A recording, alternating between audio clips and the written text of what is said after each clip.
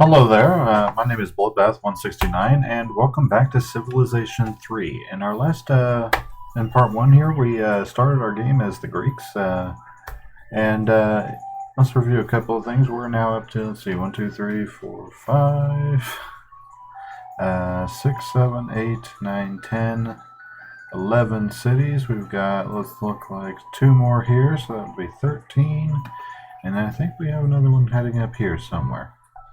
Other than that, we're just developing. Um, in our last episode, we also experienced a minor detail. The Zulu up here in the north declared war because we refused to give them free technology. So, not exactly unusual for the Zulu. They tend to be pretty warlike.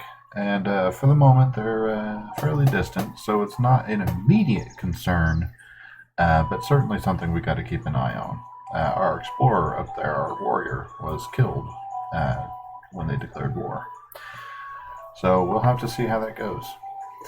Apart from that, let's crack on. We're almost out of the ancient era, so we're slowly but surely entering going to be going into the medieval age, the Middle Ages, as far as the technology tree goes. We just finished the Mausoleum of Mausoleus, and I think I butchered that. No, actually, I didn't. Mausoleum of Mausoleus. Okay, so and it triggered a golden age. So now, because we're in the golden age, our money goes up. Doesn't mean we'll break even, but it'll go up. Research comes in faster. Buildings are produced faster. It's really just a win-win across the board. So I'm going to double check that, but I'm pretty sure those are. I'm fairly certain. I could be incorrect, but I'm fairly certain that those are Zulu. And we just finished building the pyramids in Sparta. Now, the pyramids is an interesting one. It is actually one of the few wonders that never expires or never becomes obsolete, and it places a granary in every city on the same continent. Now, that's another reason why I like to play on Pangea, is because as long as you get it and build it, you win. You get it on everything. So some of our cities, that means that now we no longer need the granaries that we built in it. Okay, so they're going to start their library, and they're going to shift over to wealth, I believe. We're not going to start doing temples until we have access to an upgrade for the temple, because right now it's just not worth the price as far as that goes. Stick them there.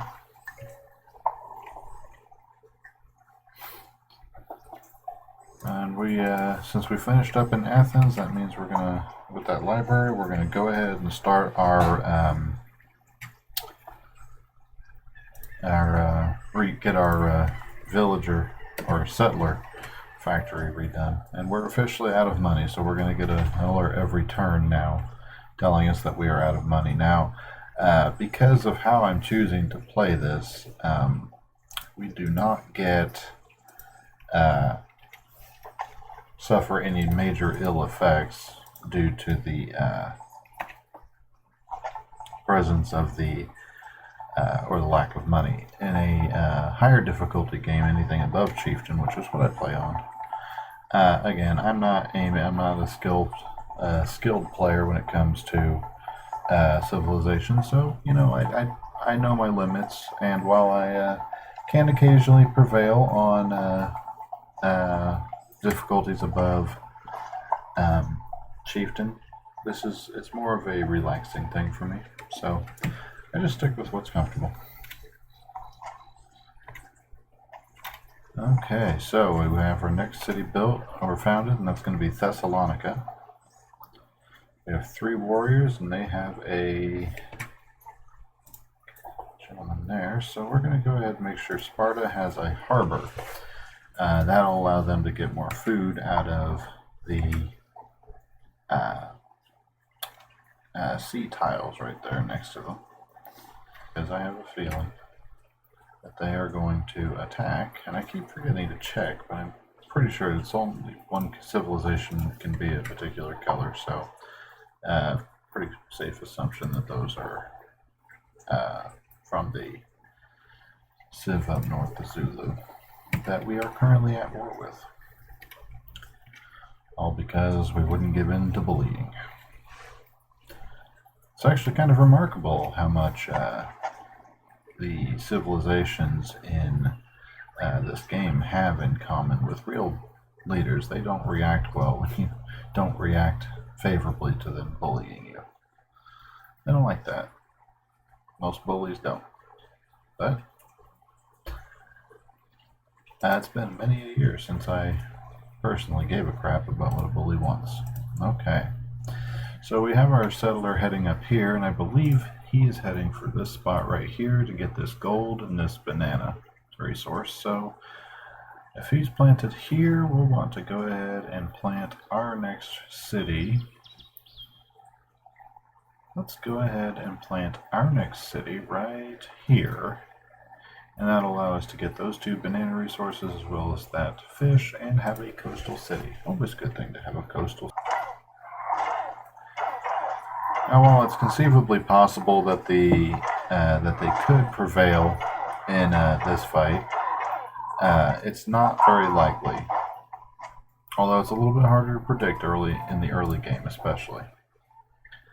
Okay, you're going to go ahead and do your library. You're going to start your workers. Remembering the general rule of thumb that I established, where we try to do 2 workers per city, and that way they can develop accordingly. Okay, so they went ahead and fortified. So what we're going to actually do, we're going to transfer this to an archer, because otherwise this warrior is just going to sit here and disrupt everything. And we're not about that.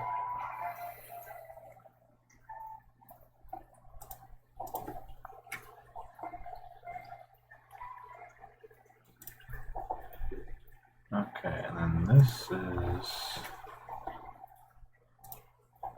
we need to start up our second.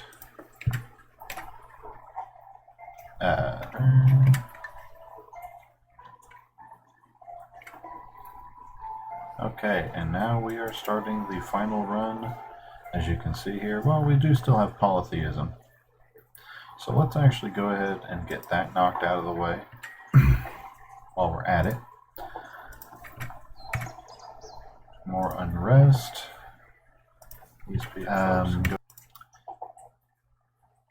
So we have we're almost through. We have, I think, 4 more technologies left in the ancient era, and then we will be able to move on. You'll notice that we're doing a lot of libraries. Libraries produce science, and they also produce culture. So that's why we're choosing to wait. We have had temples for quite a while. Temples cost money, but so do libraries. But libraries also produce science, which means that we research faster. Always a benefit. So we're going to do that. We're going to do a courthouse, and that'll reduce corruption, and it'll restore some of the income, not all of it, but some of it that's been lost to corruption. They actually will not grow fast enough, so let's go ahead and have these folks do a library. And these guys have 1 more turn. They keep stopping because an enemy unit parks next to them.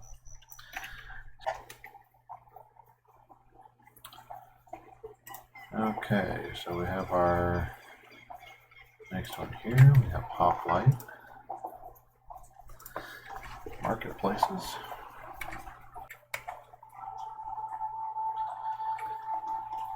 Folks, I hate to break this to you, but those hoplites are kind of a waste of time right there.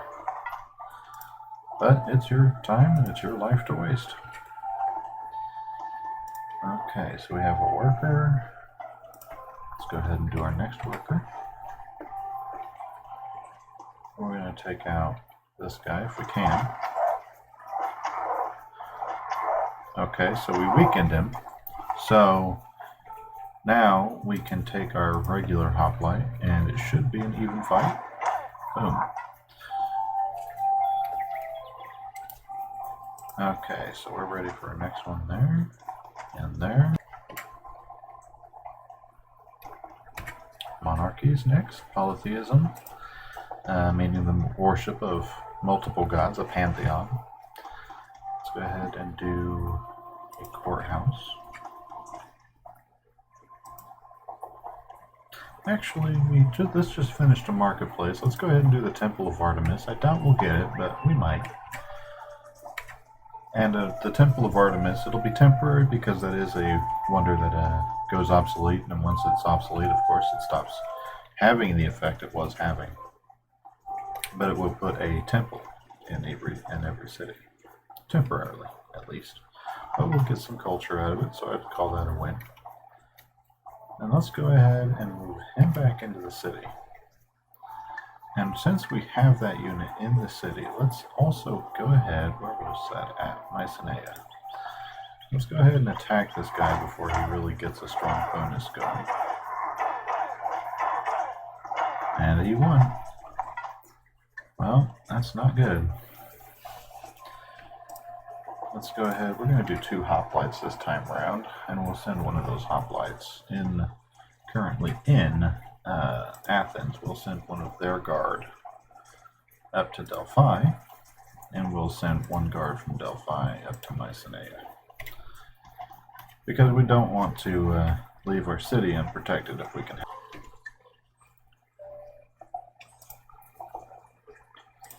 We'll do one more hoplite there. And there's our second one. Worker there. This city is now ready for its workers. And somebody's building the Great Wall, so somebody has researched construction, I believe is what that means. So my big question would be, war has been going on for a few hundred years now. Keeping in mind that for every turn, we're skipping forward. We started in the year 4000 BC. We're getting close to the end of this one. But what we're going to do, now that they've moved all this military force down, I'm not too chuffed and worried about them coming in here and sweeping stuff away from me. But let's go ahead and make sure. You know, safety is #1 priority. Let's go ahead and do the harbor here. A courthouse, so let's go ahead and do a harbor. Marketplace here, and we'll go ahead and start our courthouse. We have our first settler. We're going to contact the Zulu, and they will accept a peace treaty. So, good on me for there. Alright. Alrighty, so we're about ready. We just got the secrets of ironworking because of the Great Library of 2 civilizations. The Great Library is a wonder. It's based on the Great Library of Alexandria, which of course was burned down in the late Roman period by early Christians, as a matter of fact. And the burning of the Library of Alexandria is actually what triggered the Dark Ages. Because early Christian zealots burned down the Library of Alexandria for holding pagan idols. Statues and images, basically. So, yeah, there's your history lesson for today.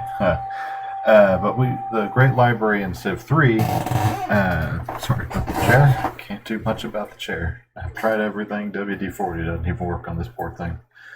Anyway, Great Library, if 2 other civilizations have a technology, we will get it. So, in this case, we just learned the secrets of ironworking, because the Inca and the Zulu already held it. So now we're going to start construction. And that's this right here. It marks the boundary. We just crossed into the Middle Ages. Because, I'm going to guess, the Inca and the Zulu already had access to construction. So, what's the big picture? Well, we have a couple of different priorities. Remember in our last episode, we made a beeline, technology-wise, we made a beeline for Republic. As the most efficient efficient form of government. Democracy is great, and democracy is to be found here in the Middle Ages. But democracy, under no circumstances will democracy really ever allow you to go to war. And that means that if you're attacked, you're constantly fighting war weariness. War weariness is very high. There's some steps you can take in the later game to combat it, but that's really not sufficient. So we're going to go ahead and first of all make a beeline to invention, because what we're after is this right here, Leonardo's workshop.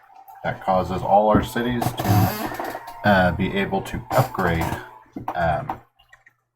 for half the price. Upgrade units for half the price. Always a good thing. So we're going to keep our... actually, we're going to have to take a break from this, it looks like. So let's go ahead and have Athens do our marketplace here. We're going to have to take a break from our settler factory in Athens. How about that? Okay, Troy has their second one, or their second hoplite. We have another expansion to the palace. Oh, we haven't made any on this. Okay. Boom. Spend our money on, so that's it. The Great Lighthouse. Now, the Great Lighthouse, let me review what that does. Let's see. Galleys and other early naval units can move safely in and out of sea squares. All naval unit movement rates are increased by 1. Okay, so this is made obsolete by magnetism. So, that'll happen late in the Middle Ages. Probably not in this episode, because this episode's actually taking a lot longer. The game really does start slowing down after a while, because, simply put, there's only so much, the bigger your civilization gets, naturally enough, the longer it turns start to take. So, there's that. And before we end this turn, we need to make sure that none of our cities are currently researching or building wealth. Wealth is all well and good, but in this particular situation, not really something that we're particularly interested in.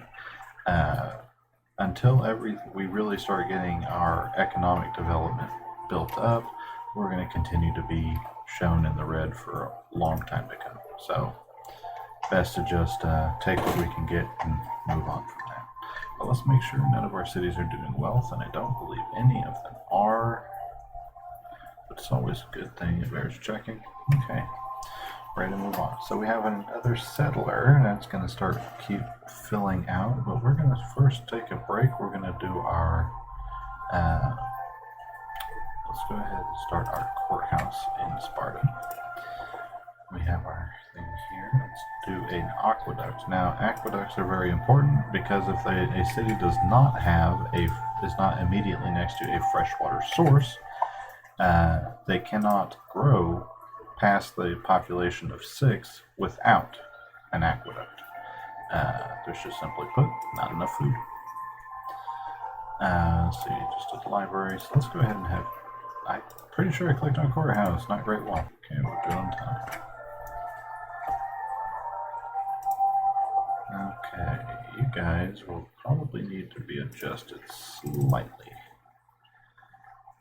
Yeah, that's what I figured. Okay, so we're going to move around a couple of people. As we get these tiles irrigated, we'll move people around so that these cities can still continue to grow. It's very important that they continue growing as much as we can get them to do so.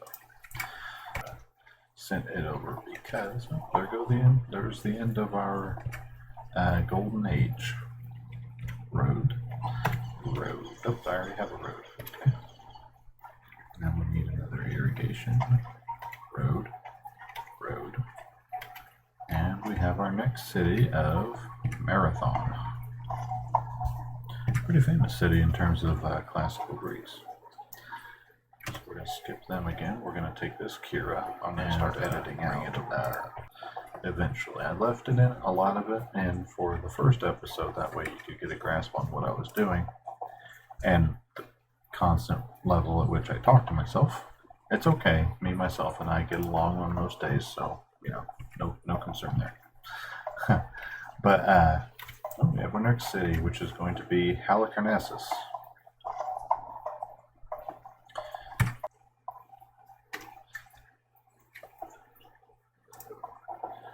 Okay, so then we're ready for Athens. Now, Athens, because the temple is, or the, because the palace, our capital, is Athens, so it will never, it's supposedly corruption free. Now, anybody who pays attention to history knows that that's complete and utter bull, malarkey, but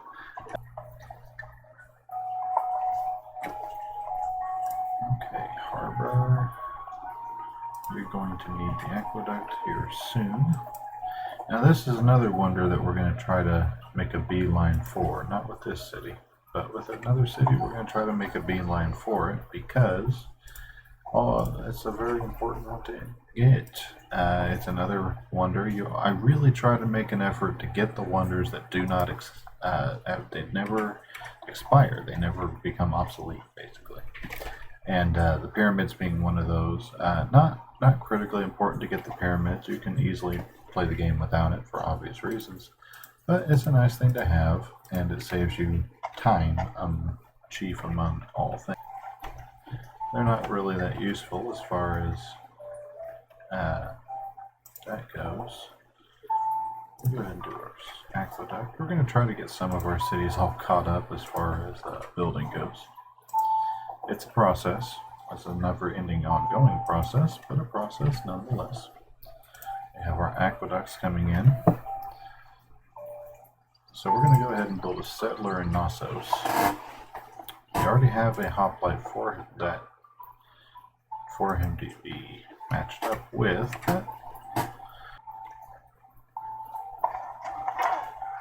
And of course, this is what we want. We want them to attack, and that way we can keep our defensive units either in or immediately next to our cities. Mutual defense and all that. Next city up is going to be Pergamon. Technically it was Pergamon, but details. Bit of a stickler on historical matters. People want to build the Forbidden Palace. Now the Forbidden Palace acts like a second palace. It reduces a great deal of the corruption in its given city. It basically makes a city act like a second capital. Always good. And that's okay. So we just got engineering. Now engineering is a very important technology for one very simple reason. Two, really. Workers can now plant forests, and roads now bridge rivers. Before, when a unit would cross a river, it lost all its movement points because it was assumed that they had to ford the river. No longer necessary. So these guys have finished their temple, or settler, excuse me. So let's go ahead and have them start a Colosseum. Nice try, advisor. Thank you everybody for joining me for today's episode, and I think that's going to be it. So thank you very much for joining today's episode, and please like, comment, or subscribe if you like the content you'd like to see more. If you have any questions, comments, concerns, death threats, or any of the sort, go ahead and leave them down in the comments section. And apart from that, I hope you've enjoyed today's episode, and I will see you guys in the next one. See ya!